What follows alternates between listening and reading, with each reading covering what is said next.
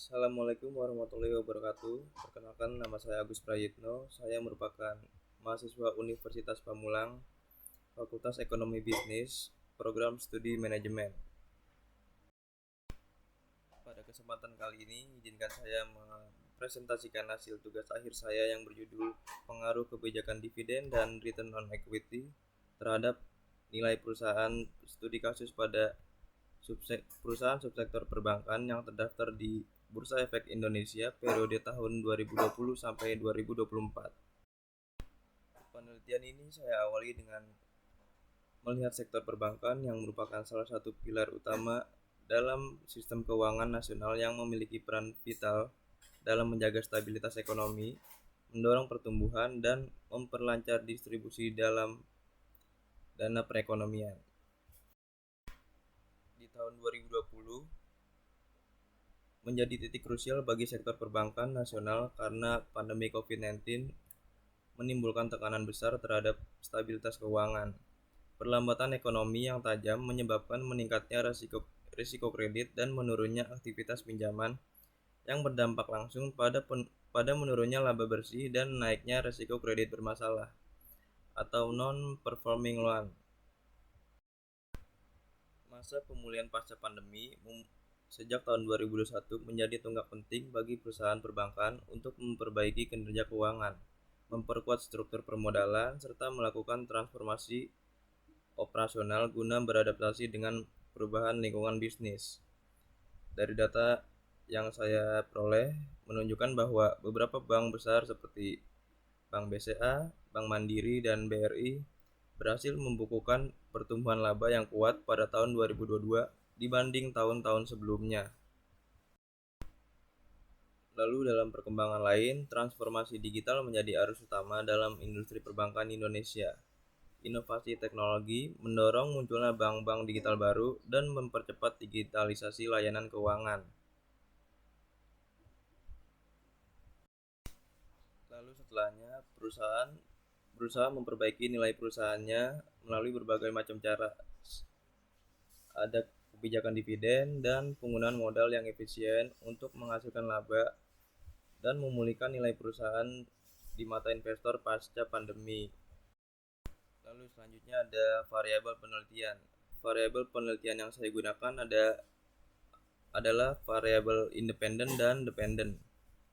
Yang pertama ada kebijakan dividen sebagai variabel independen pertama. Kebijakan dividen di sini menggunakan proxy dividend payout ratio, yaitu dengan membagi dividen per lembar saham dengan laba per lembar saham.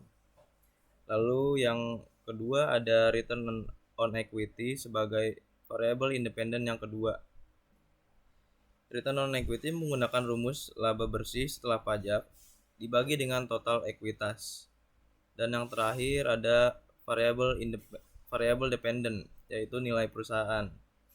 Nilai perusahaan yang saya gunakan menggunakan proxy price to book value dengan membagi harga saham dengan nilai buku per lembar saham. Selanjutnya ada rumusan masalah. Rumusan masalah di sini ada 3. Yang pertama, apakah kebijakan dividen memiliki pengaruh terhadap nilai perusahaan? Lalu yang kedua, apakah return on equity memiliki pengaruh terhadap nilai perusahaan? Lalu yang ketiga ada apakah kebijakan dividen dan return on equity memiliki pengaruh terhadap nilai perusahaan? Selanjutnya ada hipotesis penelitian. Diduga kebijakan dividen berpengaruh terhadap nilai perusahaan. Lalu diduga return on equity berpengaruh terhadap nilai perusahaan.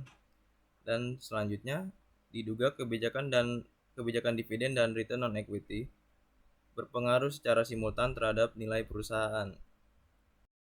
Selanjutnya ada metodologi penelitian. Pertama ada jenis penelitian dan populasi penelitian. Metode penelitian yang saya gunakan bersifat kuantitatif, lalu menggunakan data sekunder atau laporan keuangan perusahaan. Selanjutnya menggunakan variabel dependen dan independen. Lalu populasi penelitian yang saya gunakan merupakan perusahaan subsektor perbankan yang terdaftar di Bursa Efek Indonesia. Lalu teknik analisis data yang saya gunakan yaitu yang pertama menggunakan regresi data panel, ada uji asumsi klasik, uji koefisien determinasi, dan yang terakhir ada uji hipotesis atau uji T dan uji F. Lalu hasil penelitian dari tugas akhir saya, ada yang pertama, model yang terpilih adalah Fixed Effect Model atau FEM. Lalu bisa dilihat hasil koefisien determinasi atau R2, nilai adjust R square-nya menunjukkan sebesar 0,97379.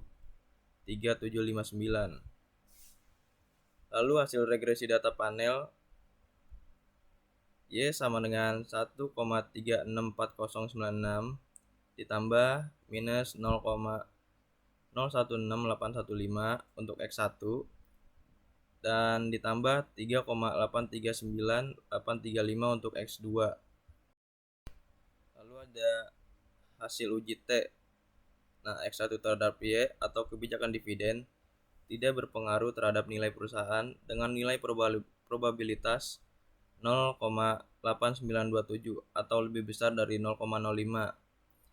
Dan yang kedua ada X2 terhadap Y atau return on equity berpengaruh signifikan terhadap nilai perusahaan dengan nilai probabilitas 0,0007 kurang dari 0,005. Dan yang terakhir ada hasil uji F. Bisa dilihat kebijakan dividen dan return on equity berpengaruh signifikan terhadap nilai perusahaan secara simultan dengan probabilitas nilai F hitung sebesar 0,000000 atau kurang dari 0,05. Lalu untuk kesimpulan dari penelitian saya, bisa dilihat dari hasil uji T bahwa kebijakan dividen tidak berpengaruh terhadap nilai perusahaan. Hal ini menunjukkan bahwa dividen yang dibagikan oleh perusahaan kepada investor belum bisa meningkatkan nilai perusahaan di mata para investor. Lalu yang kedua, return on equity berpengaruh positif dan signifikan terhadap nilai perusahaan.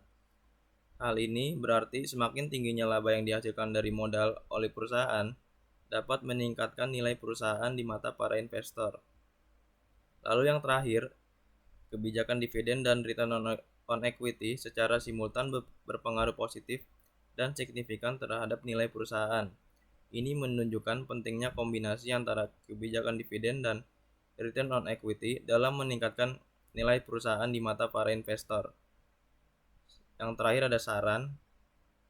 Berdasarkan hasil penelitian saya, maka perusahaan subsektor perbankan disarankan untuk lebih fokus dalam meningkatkan profitabilitasnya. Hal ini dapat dilakukan melalui efisiensi operasional, peningkatan kualitas kredit, pengembangan produk dan layanan berbasis teknologi, serta pengelolaan aset yang optimal.